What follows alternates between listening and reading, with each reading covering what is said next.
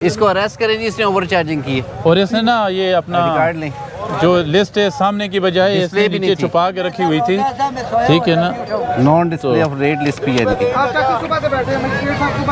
ये बाकायदा यहाँ पे होना चाहिए, लोगों को पता चले कि ये लिस्ट के मुताबिक नींबू कितने किलो है, आलू किस तरह है, मटर किस तरह है। ये लोग छुपा के रखते हैं इसलिए कि ये चोर बाजारी करते हैं।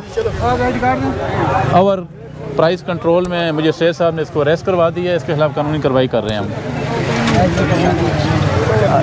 चलो भाई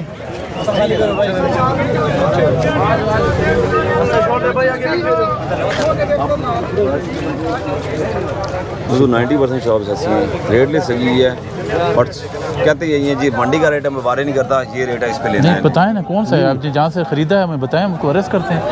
जब आप हमें बताएंगे नहीं तो हमें कैसे पता चलेगा। मैन फोर्स है, किसी को भी एज अ कस्टमर बना के आप भेज सकते हैं। आप कस्टमर हैं इस वक्त, आपने चीज़ खरीदी, आप अभी से बता दें।